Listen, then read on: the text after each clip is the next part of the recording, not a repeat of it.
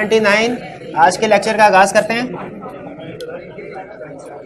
आज के लेक्चर में हमारा चैप्टर 1 जो आखिरी चैप्टर है, इसका लास्ट लर्निंग ऑब्जेक्टिव भी कंप्लीट हो जाएगा, लेकिन इसके पास पेपर्स के क्वेश्चन और एमसीक्यूज ये कल हम डिस्कस करेंगे। तो कल की जो क्लास होगी वो इंशाल्लाह हमारी आखिरी क्लास होगी इस सेशन की। सारा सिलेबस हमारा कल कंप्लीट हो जाएगा।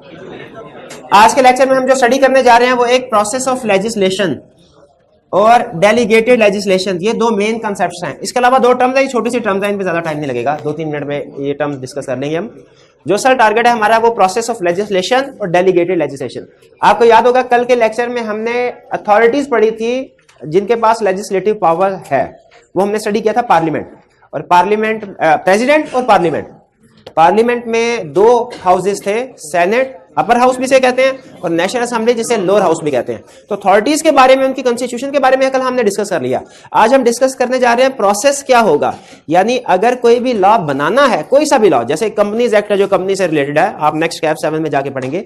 अगर वो लॉ कभी इंप्लीमेंट जो जब ओरिजिनेट हुआ तो कैसे हुआ, किन फेजेस से गुजरा, वो हम स्टडी करेंगे लॉ मेकिंग प्रोसेस आज के लेक्चर में। और फिर इसके बाद डेलीगेटेड लेजिस्लेशन। डेलीगेटेड लेजिस्लेशन का मतलब यह है कि क्या कभी ऐसा हो सकता है कि लॉ मेकिंग पावर जो कि पार्लियामेंट के पास है, पार्लियामेंट इस पावर को ट्रांसफर कर दे किसी दूसरी अथॉरिटी को। अगर किसी दूसरी अथॉरिटी को इस पावर को ट्रांसफर कर दिया जाए, इसे कहा जाता है डेलीगेटेड लेजिस्लेशन। नाम से सारा डेलीगेटेड मतलब जो किसी को डेलीगेट की गई, किसी को ट्रांसफर की गई, ये जिम्मेदारी किसी और को लगाई गई। तो अगर लॉ मेकिंग फंक्शन पार्लियामेंट किसी और को दे दे तो इसे क्या कहेंगे, डेलीगेटेड लेजिस्लेशन। तो हम ये स्टडी करेंगे कि क्या ये पॉसिबल है कि नहीं, अगर पॉसिबल है इसके क्या प्लस हैं, क्या माइनस हैं, और जो माइनस हैं इसके उनको कैसे कंट्रोल किया जा सकता है। ये डिस्कशन हमारी होगी डेलीगेटेड लेजिस्लेशन में। तो लेक्चर की तरफ चलने से पहले प्रीवियस लेक्चर में से अगर आपने कोई क्वेश्चन पूछना हो तो पूछ लीजिए। सारा रिवाइज कर दूं, आप कल सोई हुई थी। कल पढ़ाया नहीं था मैंने, सही नहीं पढ़ाया था कल? अच्छा, चलें ठीक है, कोई बात। Process of legislation, process of legislation की तरफ चलते हैं। प्रोसेस ऑफ लेजिस्लेशन का मतलब क्या है, लॉ मेकिंग प्रोसेस क्या होगा, वो डिपेंड करता है सबसे पहले कि आप लॉ कौन सा बनाने जा रहे हैं। बाकी के लॉज एक तरफ, लेकिन अगर money bill, finance act, finance bill जो है उसको आप इंप्लीमेंट करने जा रहे हैं, उसके लिए रेगुलेशंस अलग है। कल शायद वो किसी जगह पे डिस्कशन नहीं हुई थी कि नॉर्मल रूटीन में होता यह है कि कोई भी लॉ बोथ हाउसेस से अप्रूव होता है, नेशनल असेंबली से भी और सेनेट से भी, और फिर इसके बाद प्रेसिडेंट के पास जाता है और प्रेसिडेंट इसको अप्रूव करता है। लेकिन मनी बिल ऐसा लॉ है जो कि इस प्रोसेस से हटके है। मनी बिल के केस में क्या होगा कि अप्रूवल जो होगी वो सिर्फ और सिर्फ नेशनल असेंबली की रिक्वायर्ड है, सेनेट की अप्रूवल रिक्वायर्ड नहीं है। ठीक है, नेशनल असेंबली के अप्रूवल के बाद डायरेक्ट ये मनी बिल जाता है प्रेसिडेंट के पास। तो जो प्रोसेस ऑफ लेजिस्लेशन है उसे हमने 1, 2 और 3 हिस्सों में डिवाइड किया। एग्जाम में तीनों में से कोई भी क्वेश्चन पूछ सकता है, वो इस पार्ट से रिलेटेड क्वेश्चन भी पूछ सकता है, इस पार्ट से रिलेटेड और इस पार्ट से रिलेटेड भी। और ये जो हमने क्लासिफिकेशन किया basically exam type of questions को सामने रख के क्लासिफिकेशन किया। अगर मनी बिल है, मनी बिल के केस में क्या होगा, मनी बिल नेशनल असेंबली इसको पास करेगी और नेशनल असेंबली से पास होने के बाद डायरेक्ट प्रेसिडेंट के पास चला जाएगा। सेनेट का इसमें कोई रोल नहीं है, सेनेट का कोई रोल। क्लियर? एग्जाम में अगर आपसे स्पेसिफिकली पूछ ले कि मनी बिल पास करने का प्रोसीजर क्या है, process of legislation in case of money bill, तो आपने क्या बताना है, सिंपल नेशनल असेंबली अप्रूव करेगी और नेशनल असेंबली के बाद डायरेक्ट जाएगा प्रेसिडेंट के पास अप्रूवल के लिए। सेनेट इन्वॉल्व नहीं है, कम कर दें, चले, सेनेट इसमें इन्वॉल्व नहीं है। अब इसके बाद ये तो हो गया मनी बिल वाला केस, ये क्लियर हो गया। रूटीन के बिल्स की तरफ आ जाते हैं। जैसे हम एग्जांपल देते हैं कंपनीज एक्ट की। फर्स्ट कीजिए कंपनीज एक्ट 2017 इस वक्त इंप्लीमेंट हुआ है और हम चाहते हैं नहीं ये पुराना हो गया, अब कंपनीज एक्ट 2022 आना चाहिए या कोई भी लॉ आना चाहिए। उसका प्रोसेस क्या होगा, डिपेंड करता है नेशनल असेंबली सेशन में है या नेशनल असेंबली सेशन में नहीं है। अगर नेशनल असेंबली सेशन में है तो क्या प्रोसीजर होगा, फिर हम ये प्रोसीजर फॉलो करेंगे। और अगर नेशनल असेंबली सेशन में नहीं है, प्रोसीजर डिफरेंट होगा। अब नेशनल असेंबली सेशन में होने या ना होने का मतलब क्या होता है, देखिए नेशनल असेंबली डेली बेसिस के ऊपर इसकी मीटिंग्स नहीं होती है। पता है नेशनल असेंबली में जो भी मामला डिस्कस होता है इनकी मीटिंग्स में होते हैं। नेशनल असेंबली की डेली मीटिंग्स इनकी रूटीन होती है कि जैसे फॉर एग्जांपल अगले 3 महीनों में इस दिन इजलास बुलाया जाएगा, ठीक है, शेड्यूल होता है इनका। तो अगर शेड्यूल इजलास हो रहा है और कोई लॉ पास करना है तो डेफिनेटली उसकी डिस्कशन उस इजलास में होगी। इसे कहते हैं नेशनल असेंबली इन सेशन, उसकी डिस्कशन होगी। लेकिन फर्ज कीजिए अगर नेशनल असेंबली का आज इजलास हो गया और अगला इजलास 1.5 महीने के बाद होना है, इस अरसे के दौरान में कोई लॉ बनाने की जरूरत पेश आ गई, तो प्रैक्टिकली क्या किया जाता है? इंतजार किया जाता है। किस चीज का इंतजार? नेशनल असेंबली जब सेशन में आएगी, जैसे नेशनल सेशन में आएगी उसके सामने बिल प्रेजेंट किया जाएगा, वो इसको अप्रूव करेगी, कहानी आगे चलेगी। नॉर्मली ऐसे किया जाता है। लेकिन सम टाइम ऐसा होता है कि नेशनल असेंबली सेशन में नहीं है, यानी उसका इजलास नहीं हो रहा, अगले 1-1.5 महीने तक उसका इजलास मुतवक्का नहीं है, लेकिन किसी अर्जेंट मैटर पे कोई लॉ पास करने की जरूरत पेश आ गई। इसे कहते हैं when national assembly is not in session. तो पहले तो ये जहन में रखें, नेशनल असेंबली इन सेशन और national assembly not in session. Not in session कभी कभार ही होगा नॉर्मली, चूंकि जितने भी लॉज होते हैं, क्योंकि सेशन में नहीं है तो प्रेसिडेंट को पावर दी गई है कि आप लॉ बना सकते हैं। लेकिन इस लॉ के ऊपर लोग एतराजात उठाते हैं कि प्रेसिडेंट ने अकेले पार्लियामेंट को बाईपास कर लिया और अकेले के लिए खुद ही लॉ बना लिया। इसको एक अच्छी प्रैक्टिस नहीं समझी जाती, इसलिए सिर्फ और सिर्फ बवक्ते जरूरत इसकी इजाजत है। यानी कब? जब कोई अर्जेंट मैटर है और नेशनल असेंबली सेशन में नहीं है और उसका सेशन, नेक्स्ट सेशन भी जो है वो कुछ टाइम के बाद मतलब ज्यादा टाइम के बाद मुतवक्किल है, इन नियर फ्यूचर सेशन भी प्लान नहीं है, उस सूरत में फिर लॉ मेकिंग की जाती है और प्रेसिडेंट लॉ करता है। वरना सबसे ज्यादा जो प्रैक्टिस है वो है ये कि नेशनल असेंबली इन सेशन हो। समझ? तो सबसे पहले लॉ मेकिंग प्रोसेस में 3 कैटेगरीज है। पहली कैटेगरी क्या है? When national assembly is in session, तो क्या when national assembly is not in session, और तीसरा मनी बिल। एग्जाम में तीनों का क्वेश्चन ज्यादा पूछ सकता है। सबसे पहले नेशनल असेंबली इन सेशन की बात करते हैं, क्या होगा। अच्छा, यहां पे मैंने नेशनल असेंबली और सेनेट का वर्ड यूज किया है, लेकिन आप इनको रिप्लेस भी कर सकते हैं। नेशनल असेंबली की जगह सेनेट लिख सकते हैं, सेनेट की जगह नेशनल असेंबली लिख सकते हैं। क्यों भला? क्योंकि कल मैंने आपको एक कंसेप्ट बताया था कि ज्यादातर बिल नेशनल असेंबली से ओरिजिनेट होते हैं, फिर सेनेट के पास जाते हैं और फिर प्रेसिडेंट। लेकिन लाजमी नहीं हमेशा ऐसे हो, कुछ बिल ऐसे भी होते हैं जो सेनेट से ओरिजिनेट होंगे और फिर उसके बाद नेशनल असेंबली में जाएंगे, नेशनल असेंबली में जाते हैं। तो मैंने बजाय ये कि पहले एक दफा सारा नेशनल असेंबली से स्टार्ट लेके उसके बाद सेनेट और फिर प्रेसिडेंट की तरफ जाऊं, फिर एक दफा सेनेट से स्टार्ट लेके वही प्रोसेस रिपीट कर रहा हूं। मैंने आपको एक जनरल पॉइंट बता दिया कि कोई भी बिल ओरिजिनेट किसी भी हाउस में हो सकता है। ओरिजिनेटिंग हाउस नेशनल असेंबली भी हो सकती है, ओरिजिनेटिंग हाउस सेनेट भी हो सकता है। अगर ओरिजिनेटिंग हाउस नेशनल असेंबली है तो ये प्रोसेस फॉलो करना है आपने। अगर ओरिजिनेटिंग हाउस सेनेट है तो प्रोसेस सिमिलर रहेगा। यहां पे आपने ऊपर सेनेट और जहां जहां पे सेनेट लिखा है वहां पे नेशनल असेंबली आ जाएगा, जहां जहां पे नेशनल असेंबली वहां पे सेनेट आ जाएगा। ये बात समझ आ गई? नेशनल असेंबली इन सेशन का मतलब समझ आ गया? इन सेशन का मतलब क्या है कि उसका इजलास हो रहा है और उस इजलास में आपने लॉ को प्रेजेंट किया। नॉट इन सेशन का मतलब क्या है? नेशनल असेंबली का इजलास नहीं है, दूर है और जल्द ही अर्जेंट बेसिस के ऊपर कोई लॉ पास करने की जरूरत पेश है।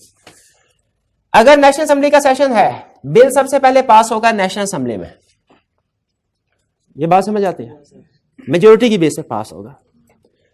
नेशनल असेंबली में पास होने के बाद बिल जाएगा सेनेट में। सेनेट में 3 पॉसिबिलिटीज है।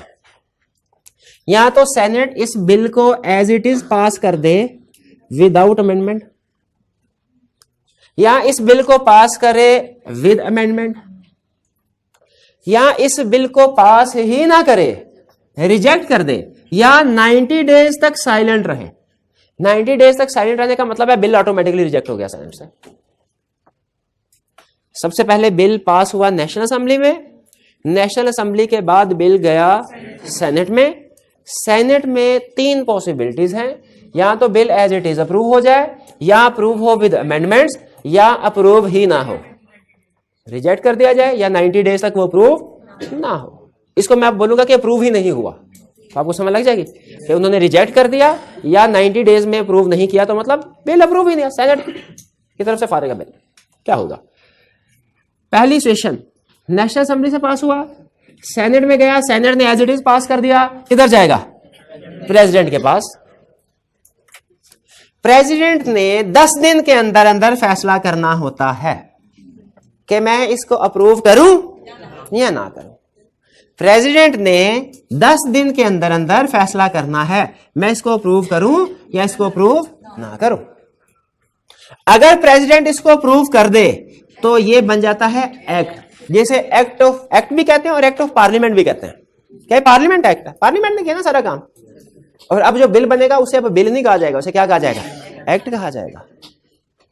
ठीक है, एक्ट कहा जाएगा। क्यों एक्ट कहा जाएगा? पार्लियामेंट ने पास कर लिया। अब सुने, नेशनल असेंबली ने पास किया, सेनेट ने पास किया विदाउट अमेंडमेंट, प्रेसिडेंट के पास गया, प्रेसिडेंट कहता है मैंने पास नहीं करना। प्रेसिडेंट कह सकता है, प्रूफ नहीं किया उसने विद इन 10 डेज। अब क्या होगा? अब ये बिल जाएगा वापस, लेकिन किसके पास? नेशनल असेंबली के पास या सेनेट के पास या दोनों के पास, और दोनों को इकट्ठा बुलाया जाएगा। इसको कहते हैं जॉइंट सीटिंग। जॉइंट सीटिंग का मतलब होता है ऐसा सेशन जिसमें नेशनल असेंबली के मेंबर्स भी मौजूद हैं, सेनेट के मेंबर्स भी मौजूद हैं, और फिर जॉइंट सीटिंग में इसका फैसला होगा दोबारा से। इसको कहा जाता है प्रेसिडेंट ने रिकंसीडरेशन के लिए बिल भेज दिया वापस। जब प्रेसिडेंट बिल को अप्रूव नहीं करता तो बेसिकली क्या कह रहा है? रिकंसीडरेशन के लिए बिल भेज दिया वापस जॉइंट सीटिंग। पर प्रेसिडेंट ने कहा नहीं, ये बिल सही नहीं है, इसमें कुछ ज्यादा और चेंजेस करने की जरूरत है। तो जब प्रेसिडेंट ने विद इन 10 डेज बिल को अप्रूव नहीं किया, क्या बिल टोटली कैंसिल हो गया? वो चला जाएगा जॉइंट सीटिंग के पास। जॉइंट सीटिंग का मतलब समझ रहे हैं? नेशनल असेंबली और सेनेट के दोनों मेंबर्स हैं। अगर जॉइंट सीटिंग ने अप्रूव कर दिया, अगर जॉइंट सीटिंग ने अप्रूव, तो फिर ये बिल जाएगा प्रेसिडेंट के पास, और अब प्रेसिडेंट इसे अप्रूव करे ही करे, प्रेसिडेंट अब इसको नॉट अप्रूव नहीं कर सकता। अब प्रेसिडेंट के ऊपर लीगल बाइंडिंग है कि जॉइंट सीटिंग ने जो अप्रूव कर दिया बिल, इसने साइन करने ही करने हैं, और साइन करेगा और वो एक्ट बन जाएगा। और अगर जॉइंट सीटिंग इसको अप्रूव नहीं करती तो फिर ये बिल वापस वहीं पहुंच जाएगा जहां से शुरू हुआ था। कहां? नेशनल असेंबली के। इस बिल में गड़बड़ है, प्रेसिडेंट ने कहा गड़बड़ है, जॉइंट सीटिंग बैठी, उसमें भी सारे लोगों का ख्याल था गड़बड़ है, इसको दोबारा देखो, या तो इसको फारिग कर दो या इसमें सिग्निफिकेंट चेंजेस करो। भाई यहां तक बात समझ आए? यहां तक हमने क्या सीखा? बिल सबसे पहले नेशनल असेंबली में पास हुआ, फिर उसके बाद सेनेट में, सेनेट के बाद सेनेट में 3 ऑप्शंस हैं। बिल पास हुआ विदाउट अमेंडमेंट, बिल पास हुआ विद अमेंडमेंट, बिल पास ही नहीं हुआ।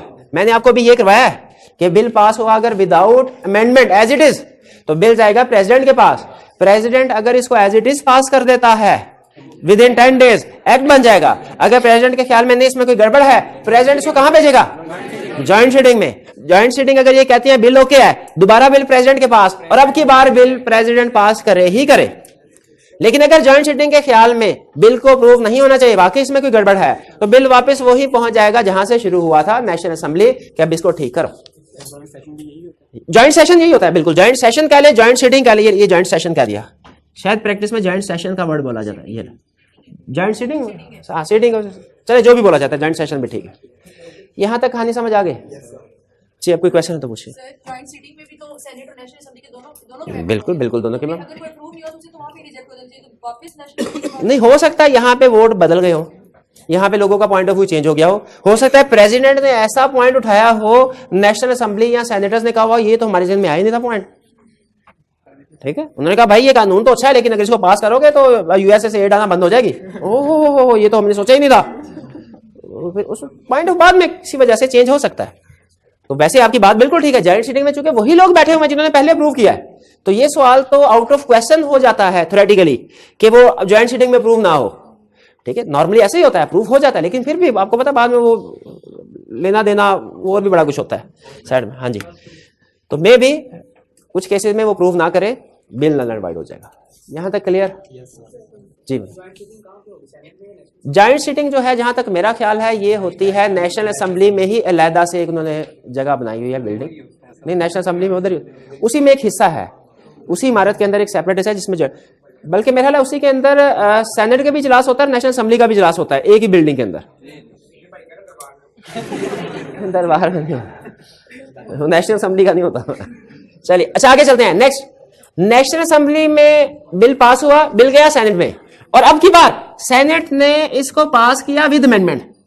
अब आप बताइए क्या डायरेक्ट ये प्रेसिडेंट के पास पहुंच जाना चाहिए? नहीं, क्यों नहीं पहुंचना चाहिए? अगर नेशनल असेंबली देखें वो एग्री करती है कि नहीं अमेंडमेंट से? सेनेट ने तो अपनी मर्जी से अमेंडमेंट कर दी, भाई नेशनल असेंबली को भी तो देखना भी हमें ये अमेंडमेंट सही लगती है कि नहीं लगती। इसीलिए अगर सेनेट बिल पास करता है विद अमेंडमेंट तो ये बिल दोबारा नेशनल असेंबली के पास जाएगा। अगर नेशनल असेंबली कहती है शाबाश अच्छी अमेंडमेंट की, ये तो हमारे जहन में आया ही नहीं था, यानी नेशनल असेंबली की तरफ से भी ओके हो गई, इसका मतलब है सेनेट की तरफ से भी ओके, नेशनल असेंबली की तरफ से भी अब ओके हो गया दोबारा, अमेंडमेंट्स भी। अब बिल किधर जाएगा? वही कहानी प्रेसिडेंट के पास, और प्रेसिडेंट के पास जाएगा फिर आगे वही कहानी। प्रेसिडेंट या तो अप्रूव करेगा, विद इन 10 डेज उसने डिसीजन करना है। कितने दिन में? With in 10। अगर विद इन 10 डेज प्रेसिडेंट इसको अप्रूव कर देता है, एक्ट बन जाएगा। अगर वो इसको अप्रूव नहीं करता, ज्वाइंट सीटिंग में भेजा जाएगा। और फिर अगर ज्वाइंट सीटिंग ने अप्रूव कर दिया तो प्रेसिडेंट के ऊपर बाइंडिंग हो जाएगा उसको अप्रूव करना। और अगर ज्वाइंट सीटिंग इसको अप्रूव नहीं करती तो बिल उधर ही पहुंच जाएगा जहां से शुरू हुआ था, ओरिजिनेट हुआ था। भाई ये बात समझ आ गई। अच्छा आगे चलते हैं। नेशनल असेंबली से बिल गया सेनेट में, सेनेट ने विद अमेंडमेंट पास किया। फिर गया नेशनल असेंबली, नेशनल असेंबली ने कहा ये क्या तुमने काम किया, ये तो ठीक नहीं किया, do not approve amendments. National assembly amendments को अप्रूव नहीं करती, फिर क्या होगा? फिर ज्वाइंट सीटिंग, फिर ज्वाइंट सीटिंग होगी। ज्वाइंट सीटिंग या ज्वाइंट सेशन में अगर ये फैसला होता है, सारे कलेक्टिवली नेशनल असेंबली के मेंबर, सेनेट के मेंबर सारे मिलकर फैसला करते हैं अप्रूव होना चाहिए, तो प्रेसिडेंट के पास, प्रेसिडेंट ने फिर 10 दिन में फैसला करना है। अगर तो वो अप्रूव कर देता है तो एक्ट बन जाएगा, नहीं अप्रूव करता, नहीं इस सूरत में करना ही करेगा। क्यों भला? आया ही ज्वाइंट सीटिंग से, ज्वाइंट सेशन से आया ही, ज्वाइंट सेशन से, इसमें तो अप्रूव करेगा। Senate passes with amendment, clear हो गया, दोनों केसेस क्लियर हो गए। अब तीसरा केस कौन सा रह गया? सेनेट रिजेक्ट्स और does not pass with in 90 days. अब क्या होगा?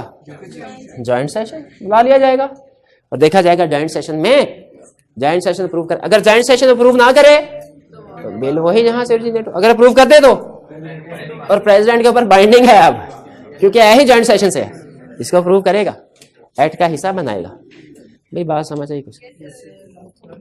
चलिए नेशनल असेंबली इन सेशन, ये क्लियर? जी बिल्कुल कुछ।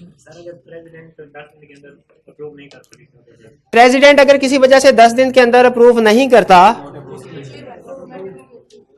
तो वो देखा जाएगा वो रीजन क्या है। क्या वो पाकिस्तान से बाहर है, या वो बहुत बीमार है, वो छुट्टियों पे, तो उसकी जगह पे एक्टिंग प्रेसिडेंट यानी सेनेट का चेयरमैन करता है। ठीक है, अनसाउंड मैटर। जी बिल्कुल। लेकिन नॉर्मली ये 10 दिन से ज्यादा डिले करता नहीं है, क्योंकि वो फिर लॉ की वायलेशन हो जाएगी, कॉन्स्टिट्यूशन की वायलेशन। ये पोर्शन क्लियर हो गया आपको? अच्छा, इसी को अब आई के आपने पूछ लिया, बताइए एक बिल ओरिजिनेट हुआ है सेनेट से, उसकी लेजिस्लेशन का, अगर तो हम पे छोड़े ना, हमसे पूछे कि बताओ लेजिस्लेशन का प्रोसेस क्या है, हम नेशनल असेंबली से स्टार्ट करके उसे बताएंगे, खत्म। लेकिन अगर वो खुद से कह दे कि एक बिल ओरिजिनेट हुआ है सेनेट से, फिर आप कैसे बताएंगे? फिर हम ये, अगर आप देखिएगा मैं सही बता रहा हूं कि नहीं, फिर हम कहेंगे सेनेट में बिल पास होगा, सेनेट से बिल जाएगा नेशनल असेंबली में, नेशनल असेंबली में 3 ऑप्शंस होंगी, या तो नेशनल असेंबली पास करेगी विदाउट अमेंडमेंट, या विद अमेंडमेंट, या पास ही नहीं करेगी 90 डेज में। अगर वो पास करते हैं विदाउट अमेंडमेंट, प्रेसिडेंट के पास जाएगा, प्रेसिडेंट ने दोनों हाउसेस से अप्रूव हो गया, 10 दिन है प्रेसिडेंट के पास, या तो अप्रूव करेगा या नहीं करेगा। अप्रूव कर दिया, एक्ट बन गया। अप्रूव नहीं किया, ज्वाइंट सेशन में जाएगा। ज्वाइंट सीटिंग में 2 ऑप्शंस हैं, या अप्रूव होगे या नहीं होगी। अगर ज्वाइंट सीटिंग में अप्रूव हो गया, प्रेसिडेंट के पास जाएगा, अब की बार बाइंडिंग है प्रेसिडेंट पे। ज्वाइंट सीटिंग में अप्रूव नहीं हुआ, जहां से शुरू हुआ था वही वापस सेनेट के पास। ठीक है, अगर आप आईकैप की बुक देखें ना, वो इस चक्कर में पढ़ा ही नहीं नेशनल असेंबली के सेनेट। हाँ, उसने टर्म्स क्या यूज किए, एक ओरिजिनेटिंग हाउस और दूसरा other house. If a bill is originated from originating house and after passing it will be sent to other house. If other house passes it without amendment, it will be sent to president. If other house passes with amendment, it will be sent back to originating house. If originating house approves amendment, तो ये if originating house does not, ऐसे भी आप लिख सकते हैं, आपकी मर्जी है। जेनेरिक टर्म भी यूज कर सकते हैं। जेनेरिक टर्म यूज करेंगे तो जिस हाउस से ओरिजिनेट हो रहा है उसे कहेंगे ओरिजिनेटिंग हाउस, और जो दूसरे वाले को कहेंगे अदर हाउस। लेकिन मेरे ख्याल में बेहतर यही है कि आप स्पेसिफिक वर्ड यूज करें कि नेशनल असेंबली, ठीक है, और सेनेट। एक दफा जिंदगी सॉल्व करते हुए नेशनल असेंबली के साथ ब्रैकेट में लिखते हैं ओरिजिनेटिंग हाउस और सेनेट के आगे अदर हाउस, बस, ताकि उसे ये पता चलता है हमें ओरिजिनेटिंग और अदर हाउस वाला कंसेप्ट भी पता है। बाकी आप शेयर करें। ये क्लियर हो गया? नेशनल असेंबली सेशन में नहीं है, अब क्या होगा? प्रेसिडेंट उस बिल के ऊपर खुद साइन कर लेगा। उसके ऊपर अब देखें ना नेशनल असेंबली के साइन है ना सेनेट की अप्रूवल है। प्रेसिडेंट सिर्फ एक पार्टी, प्रेसिडेंट की अप्रूवल है। ऐसे लॉ मेकिंग को पसंद नहीं किया जाता, लेकिन इमरजेंसी सिचुएशन में इसकी इजाजत है। लेकिन लॉ ने यह कहा कि ये पास तो हो गया और ये उतना ही इफेक्टिव है जितना के एक्ट, जितना के एक एक्ट जो के दोनों हाउसेस से पास हुआ है और प्रेसिडेंट से भी हुआ है, जितना को ये इफेक्टिव है ना, जितना कुछ स्टेटस, लीगल स्टेटस जो इसका है, एग्जैक्टली वही लीगल स्टेटस ऑर्डिनेंस का भी है, चाहे ये नेशनल असेंबली और सेनेट से पास नहीं भी हुआ, इसकी इजाजत, लेकिन इसकी इजाजत सिर्फ 120 दिन के लिए है।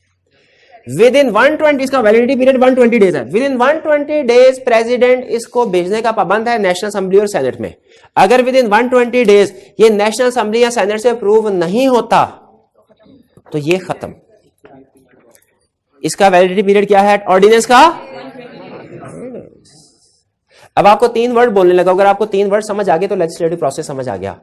एक बिल, एक एक्ट, एक ऑर्डिनेंस, इन तीनों में फर्क। बिल का भी लीगल स्टेटस कोई भी नहीं है, ऑर्डिनेंस का लीगल स्टेटस है 120 डेज तक, और एक्ट का लीगल स्टेटस फॉर लाइफ, जब तक इसको चेंज नहीं करते, खत्म नहीं करते। ये चीजें क्लियर हो गई, कोई प्रॉब्लम तो नहीं?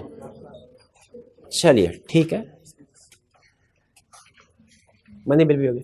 अब आगे चलते हैं लेजिस्लेशन। सम टाइम एक प्रैक्टिकल प्रॉब्लम आती है। अच्छा मुझे ये बताइए कि जो नेशनल असेंबली में मेंबर्स हैं और जो सेनेट में मेंबर्स हैं जिन्होंने लॉ बनाना है, क्या लाजमी है वो बहुत पढ़े लिखे हों? वोट होना लाजमी है, पढ़े लिखे होना लाजमी नहीं। तो जब हम छोटे थे ना, टीवी पे एक शो लगता था, वो उस वक्त के शो भी कुछ और होते, इंटेलेक्चुअल होते थे, वो मजाकिया। तो उसका एक जुमला था, वो मैं हालांकि छोटा बच्चा था लेकिन वो मुझे पसंद है, अभी तक मेरे जहन में है कि ज़ेरे तालीम के साथ जब वोट का वाव लग जाए तो वो वजीर तालीम बन जाता है। ठीक है, तो ये मिनिस्टर वगैरह बनने के लिए, ये नेशनल MNA MPS वगैरह बनने के लिए ये कोई अहम क्वालिफिकेशन, एजुकेशन क्वालिफिकेशन अहम नहीं है, ये टेक्निकल मैटर्स में एक्सपर्ट नहीं होते। लेकिन जाहिर है आवाम ने अपने, जो लीगल सिस्टम है आवाम ने अपने वोट से उनको चुना हुआ है। बाज़ औक़ात ऐसा होता है कि लॉ तो बना देते हैं लेकिन उसकी डिटेल जो है वो उसके बारे में इनको नहीं पता होता कि क्या होनी चाहिए। जैसे फर्ज कीजिए, आपको एक कंपनीज एक्ट का एक बताता हूं इशू। जो कंपनीज एक्ट है ना, वो भी आप आगे चल के जो पढ़ेंगे, उसमें एक जगह पे लिखा हुआ है कि पाकिस्तान में जितने भी कंपनीज हैं उनकी मैनेजमेंट हर साल उसके ऊपर लाजमी है कि वो कंपनी के मालिकान को पूरे साल में जो भी उनकी कार्रवाई हुई है उसकी फाइनेंशियल स्टेटमेंट्स बना के सेंड करे। फाइनेंशियल स्टेटमेंट आपको पता है ना किसको कहते हैं? फाइनेंशियल बना के सेंड करे। और साथ ही साथ लॉ ने एक और, जब लॉ बना तो एक और उसमें प्रोविजन थी कि ये फाइनेंशियल स्टेटमेंट्स एक इंडिपेंडेंट थर्ड पार्टी चेक करेगी कि सही बनी है कि नहीं। ये तो नहीं कि असल में नुकसान हो रहे हैं और शेयर होल्डर्स को बता दिया बहुत प्रॉफिट है, सोच रहे हैं आप, कोई आपको इंटरफेयर करने की जरूरत नहीं। इंडिपेंडेंट पर्सन को चेक कर, इस इंडिपेंडेंट पर्सन को कहते हैं ऑडिटर। इसीलिए कहा जाता है, अब मैं लॉ की लीगल प्रोविजन आपको बता रहा हूं कि हर साल कंपनी की मैनेजमेंट एनुअल फाइनेंशियल स्टेटमेंट्स बनाएगी और ऑडिट रिपोर्ट के साथ शेयर होल्डर्स को सेंड करेगी। ये रिक्वायरमेंट समझ आई आपको? अच्छा, अब इसमें ये तो लिख दिया उन्होंने कि ऑडिटर अपनी चेकिंग करेगा और अपनी रिपोर्ट देगा, उस रिपोर्ट पे लिखा होगा कि फाइनेंशियल स्टेटमेंट सही है कि नहीं, ये लिख दिया। ये रिक्वायरमेंट, बेसिक रिक्वायरमेंट समझ में आती है, अच्छी रिक्वायरमेंट होनी भी चाहिए। जो सेनेटर्स थे, MNAs थे, उन्होंने ये रिक्वायरमेंट तो इंक्लूड कर दी कि फाइनेंशियल स्टेटमेंट्स का ऑडिट होगा और उसकी एक रिपोर्ट बनेगी जो इंडिपेंडेंट थर्ड पार्टी बनाएगी, ऑडिटर जिसे कहते हैं। लेकिन फिर प्रैक्टिस में क्वेश्चन अराइज हुआ क्या कि उस ऑडिट रिपोर्ट का फॉर्मेट क्या होगा, उसमें किन अल्फाज के साथ क्या चीज बताई जाए। अगर फाइनेंशियल स्टेटमेंट ठीक है तो अल्फाज क्या लिखे जाएंगे, फाइनेंशियल स्टेटमेंट गलत है तो अल्फाज क्या लिखे जाएंगे। क्योंकि हर राइटर को ये खुली छुट्टी नहीं कि आप अपनी मर्जी के अल्फाज लिख लें, फिर तो हो सकता है एक बंदा कोई और अल्फाज लिख रहा, दूसरा बंदा कोई और, जो पढ़ने वाले शेयर होल्डर है वो कंफ्यूजन का शिकार हो जाए। स्टैंडर्डाइजेशन, लेकिन ये चूंकि डिटेल मैटर था, इसके लिए किसी प्रोफेशनली क्वालिफाइड बंदे की जरूरत थी। तो ये ऑडिट रिपोर्ट का फॉर्मेट क्या होना चाहिए, इसकी वर्डिंग क्या होनी चाहिए, ये चीज MNAs वगैरह डिसाइड नहीं कर सकते। क्यों नहीं कर सकते? उनके पास टेक्निकल नॉलेज, एक्सपर्टीज नहीं है, नॉर्मली नहीं होते। इसीलिए इस तरह के, और ये सिर्फ एक एग्जांपल दे रहा हूं, और भी बहुत से इश्यूज में इस तरह होता है कि आपको इंप्लीमेंटेशन के लिए कोई डिटेल्ड आपको नॉलेज की जरूरत होती है। तो सेनेटर्स ने, MNAs ने क्या किया, उन्होंने कहा अच्छा ऐसा करते हैं, एक ऐसी बॉडी जो इस काम में एक्सपर्ट है, ये हालांकि वो पार्लियामेंट का हिस्सा नहीं है लेकिन वो एक बॉडी जरूर है जो इस तरह के मैटर्स को डील करती है, ये डिटेल मैटर उसकी जिम्मेदारी लगा देते हैं कि भाई तुमने ये ऑडिट रिपोर्ट का फॉर्मेट बनाना है। जैसे पाकिस्तान में वो अथॉरिटी है, वो बॉडी है SECP, securities and exchange commission of Pakistan, जो पाकिस्तान में सारी कंपनीज को रेगुलेट करता है। अब SECP याद रखें, जेहन में रखें, क्या एससीसीपी एक पार्लियामेंट है? पार्लियामेंट का हिस्सा है एससीसीपी? नहीं। लेकिन क्या एससीसीपी लॉ मेकिंग में पार्टिसिपेशन कर रहा है? बिल्कुल। लेकिन किस मामले में कर रहा है? डिटेल्ड वाले मामले में, ठीक है, बेसिक लॉ मेकिंग में नहीं। इसे कहते हैं डेलीगेटेड लेजिस्लेशन, यानी पार्लियामेंट ने अपनी लेजिस्लेटिव पावर डेलीगेट कर दी, ट्रांसफर कर दी। किसको? एक ऐसी बॉडी, ऐसी अथॉरिटी को जो पार्लियामेंट नहीं है, जिसे लोगों ने अपने वोटों से नहीं चुना, लेकिन चूंकि उसके पास टेक्निकल नॉलेज है, एक्सपर्टीज है, तो वो इस मामले को, ऑडिट रिपोर्ट वाले इश्यू को बेहतर तरीके से डिजाइन कर सकती है, रिजॉल्व कर सकते हैं। इसे कहते हैं डेलीगेटेड लेजिस्लेशन। लॉ ने इस चीज की इजाजत दी है। अगर पार्लियामेंट चाहे तो अपनी पावर्स डेलीगेट कर सकती है किसी इंडिविजुअल या किसी बॉडी को, ऑर्गेनाइजेशन को, कि आप स्पेसिफिक केस में लॉ मेकिंग आप करें। लेकिन याद रखें, चूंकि इस पावर का मिसयूज भी हो सकता है, इसीलिए हर पावर डेलीगेट नहीं की जाती, सिर्फ वही पावर जो डिटेल्ड नेचर की होंगी। ठीक है, डेलीगेटेड लेजिस्लेशन कंसेप्ट समझ आ गया? अब देखते हैं वो क्या कहता है। कहता है डेलीगेटेड लेजिस्लेशन का डेफिनेशन, पावर, कौन सी power? Law making power given by parliament, जो पार्लियामेंट ने दी है। किसको? एक सबऑर्डिनेट, अपने से जूनियर एग्जीक्यूटिव अथॉरिटी को। इससे सीनियर तो प्रेसिडेंट होता है ना, प्रेसिडेंट को नहीं। प्रेसिडेंट भी लॉ मेकिंग का हिस्सा है। किसी सबऑर्डिनेट एग्जीक्यूटिव अथॉरिटी को, यानी जो मामलात को एडमिनिस्टर करती है। जैसे इसके एग्जांपल क्या? SCCP. To make bye laws. Bye laws क्या होते हैं? मतलब एक होता है लॉ, मेन लॉ, एक होता है बाई लॉ, उसकी इंटरप्रिटेशन वगैरह, ठीक है, उसके कुछ रिपोर्टिंग वगैरह इस बारे में।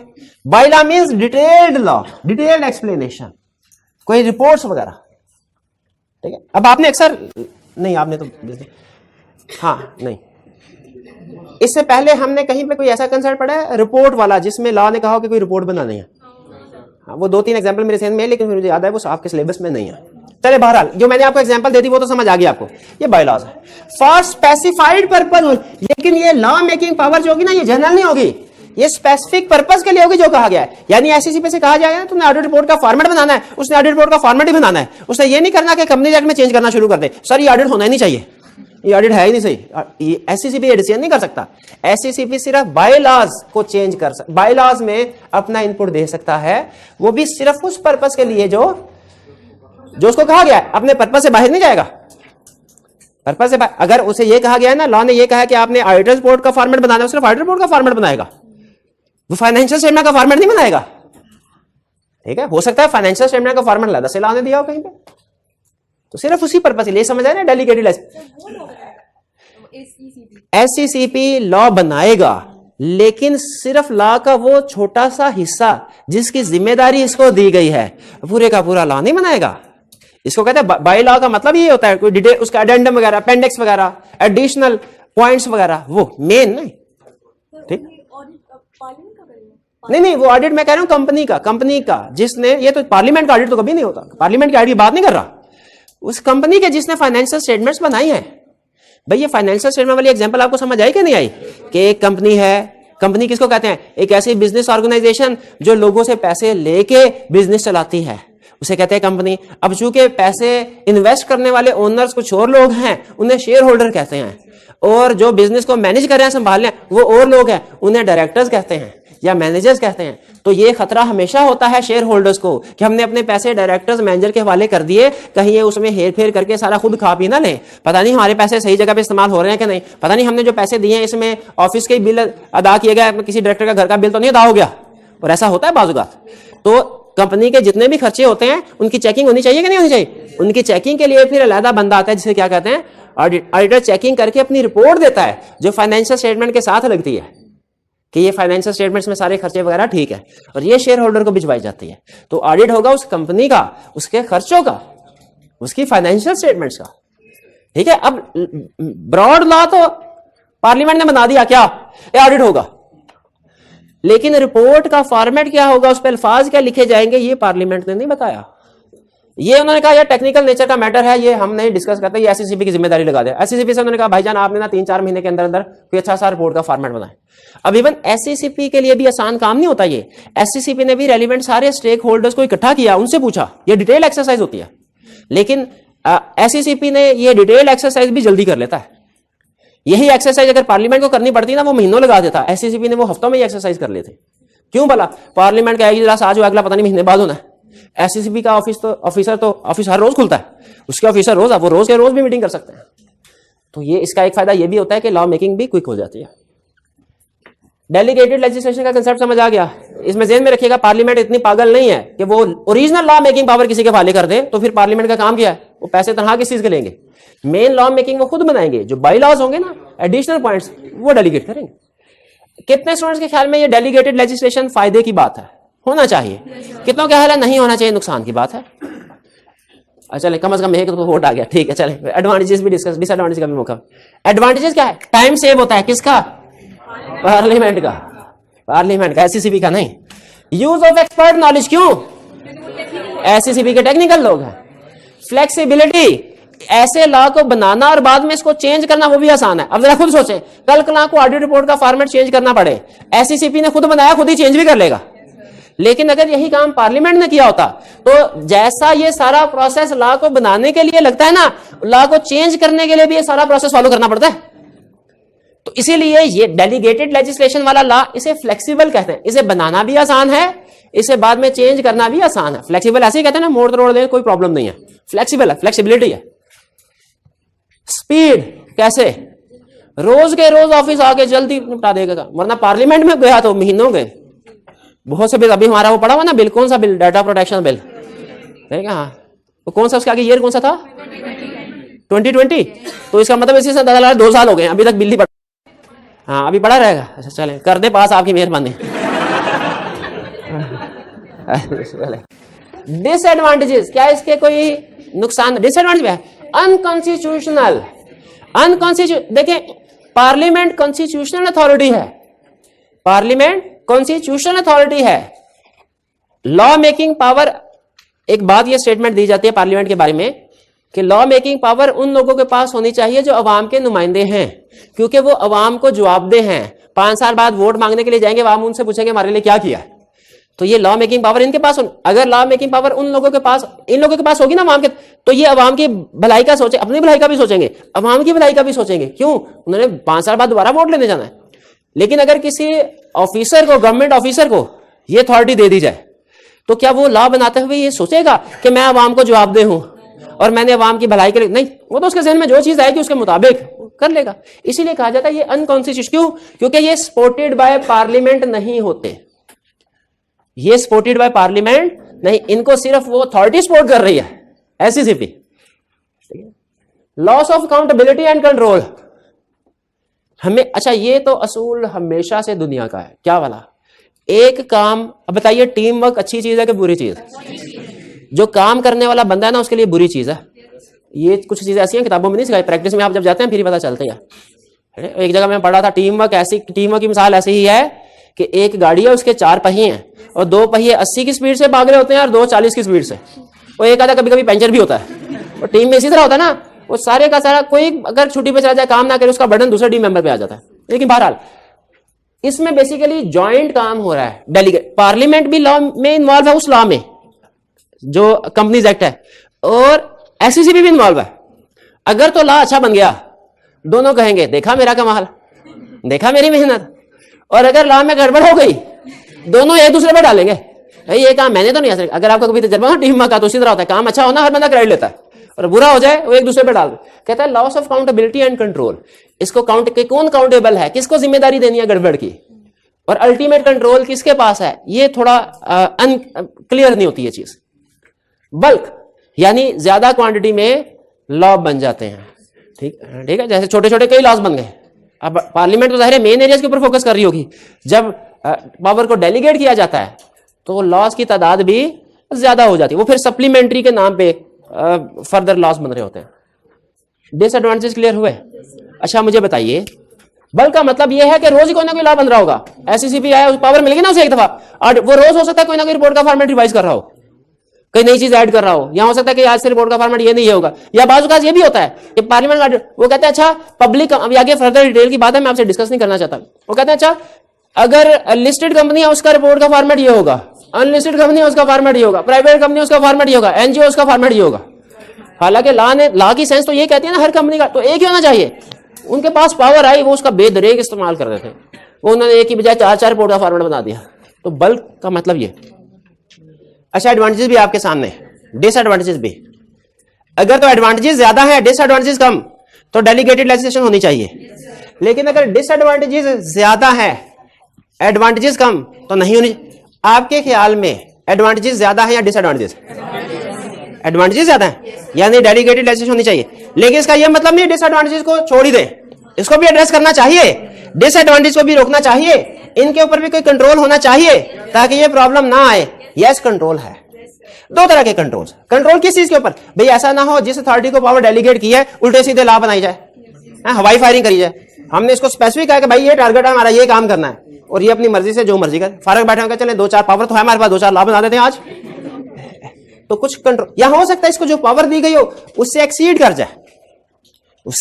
जाए, ये एडिशनल चीजें भी ऐड करना शुरू कर दें। इसीलिए अगर डेलीगेटेड लेजिस्लेशन की है तो कंट्रोल होना चाहिए। एग्री करते हैं? कंट्रोल है दो तरह का, एक पार्लियामेंट का कंट्रोल है, जुडिशियल कंट्रोल यानी कोर्ट्स वगैरह, जज। पार्लियामेंट्री कंट्रोल क्या कहता है कि रिस्ट्रिक्शन ऑफ पावर्स के ऊपर रिस्ट्रिक्शन लगा दी, स्पेसिफिकली बताया कि भाईजान आपने एससीसीपी, भाईजान आपने सिर्फ ऑडिट रिपोर्ट का फॉर्मेट बनाना है और एक ही फॉर्मेट बनाना है, 4-4 फॉर्मेट ना बनाइएगा।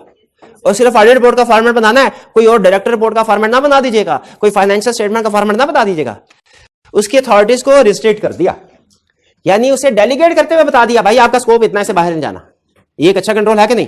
और दूसरा, जब वो लॉ बना ले उसके बाद उसको अप्रूव करना, यह है स्टार्ट में कंट्रोल अप्लाई होता है डेलीगेशन देते हुए, और ये जो अप्रूवल ऑफ लेजिस्लेशन है ये लॉ बनने के बाद अप्लाई होता है कि जो भी लॉ बनाया उसके बाद पार्लियामेंट दोबारा पार्लियामेंट में पार्लियामेंट उसको अप्रूव करे।